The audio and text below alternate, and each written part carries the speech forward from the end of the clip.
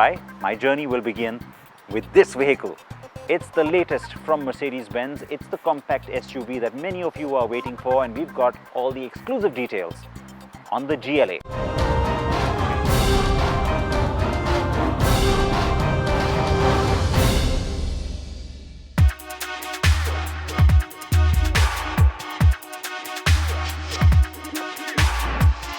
As the entry premium segment begins to open up big time in India, it's great to see not just more and more new products driving in, but also those that are very well engineered and better suited to our market than ever before.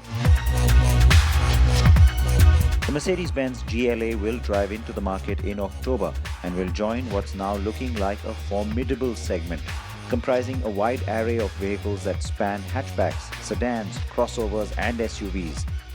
So what's the GLA all about?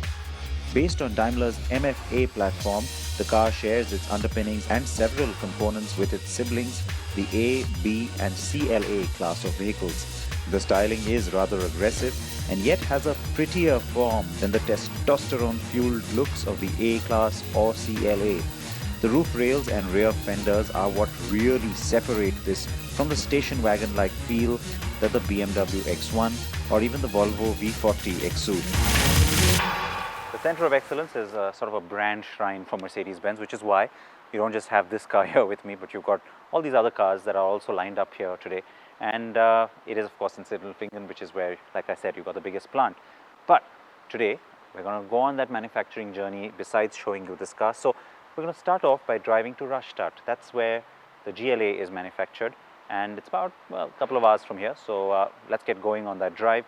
Before we get going though, I want to quickly talk about the styling. Now, in the face is where you see that nice aggressive new family look that Mercedes-Benz is getting such great reviews for the world over. The GLA carries that through. You know, it doesn't really try and be this really bumped up tall SUV. I mean, look how short it is. But the roof rails and the overall shape and appeal, still very SUV-like.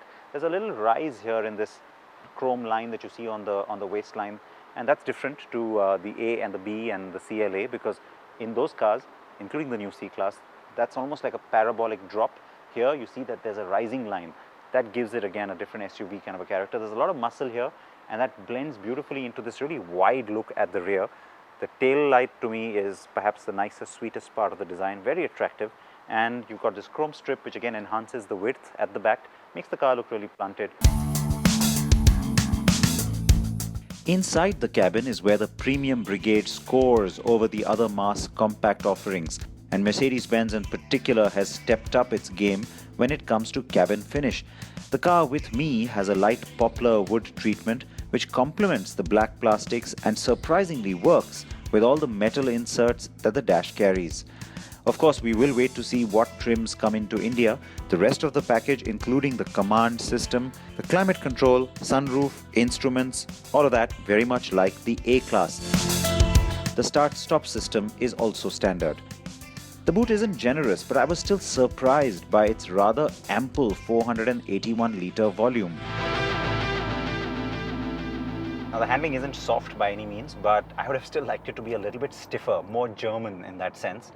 In India, buyers are going to like this. It's just the right kind of comfort setting, I think, that people in India like. The car has a very car-like feel to the drive, and what I like is that, you know, the engineers haven't tried to unnaturally just give you a sense of driving an SUV by just bumping it up or making the overall suspension setting more SUV-like. It's good that it feels like a car because it's very comfortable and very easy to drive. The GLA is sprightly, quick and hugs the road well. Please do make room for the fact that I had the 4MATIC, Mercedes speak for all-wheel drive, that sends as much as 50% of the torque to the rear wheels when needed. Now, of course, make no mistake, the suspension setup on a car like this will definitely be different to, let's say, the A-Class or even the CLA.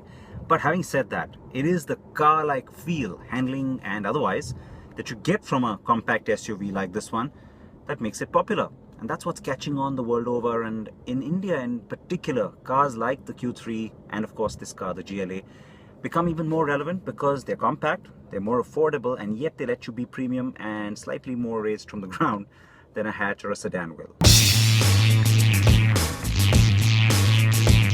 But when you compare to the Q3, while I liked that character, the GLA has a smaller feel, especially when you're inside the car.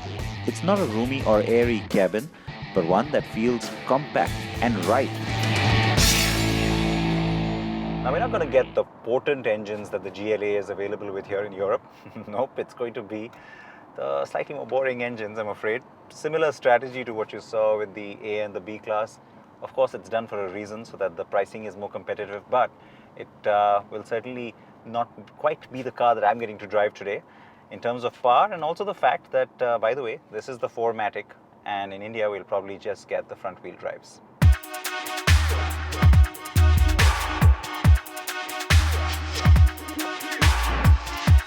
So while the GLA 250i had has a 2-litre 208 bhp engine, we will get the GLA 200 twins, but with a special India configuration, so they're not the same engines or nomenclature as the ones here in Germany. So let's look at the petrol first, and it's the same 2-litre unit but with an output of 181 bhp, mated to the 7G dual clutch gearbox.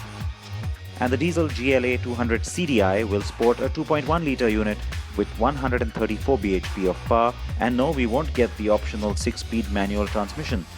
That diesel unit though will also punch out 300 Nm of peak torque, which is fun for a car this size.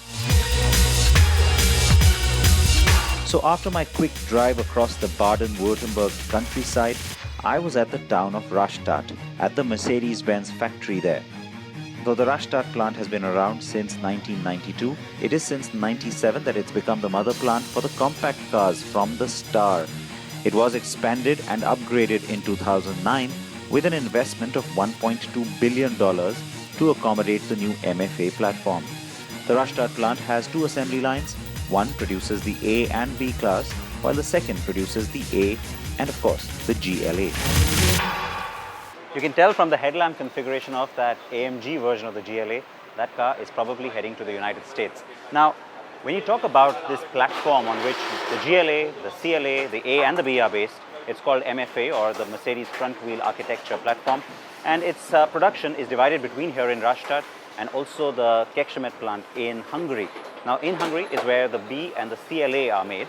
Here, of course, you have the B class and the A class being made in the second production hall. The one we're in is primarily for the GLA and A class. Now, I can tell you that a lot of the A class production was moved to the other hall once the B class was moved to Hungary as well, simply because there's huge global demand for the GLA, and so the production of the GLA has now gone up as well. Total overall production here at Rastatt stands at about 300,000 units. Last year, they managed to make 286,000. I can tell you, in 2014, that production number is likely to be much higher.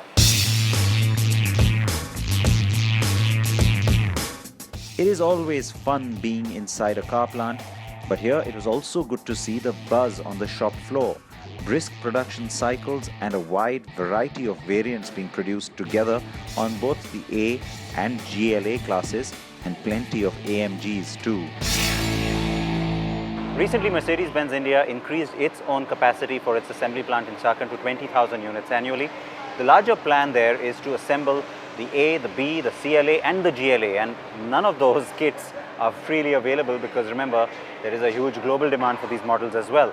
Eventually, when that does happen, of course, those kits will come from here for the GLA as well as the A class and perhaps the B class as well. But until then, you will of course get CBU or fully built units, which will also come from here in Rastatt. Do you think that at the start of this project, had you already identified that it's going to be the GLA that's going to become a really key or a very important member of this family, or are you happy to see this from the market? I would say not from the very beginning, but during development. So I would say half time we realized that when we thought, for instance, in the beginning, because this was our history, that A and B class will be key. What would be the new A class coming from the old A class? Or we thought it might be the most important question, how is old and new B class? How are they compared and perceived by customers?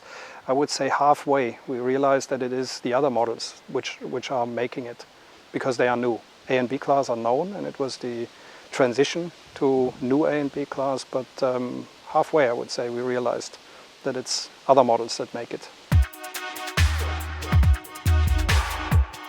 So now you know where the new GLA comes from, how it is made, and how it drives. The car is hotly anticipated and we were super excited to bring it to you on the show today. Do you think the GLA will excite our market? And would you want one? Share your thoughts with us on facebook.com/CNB show or with me on Twitter @Sid Patankar.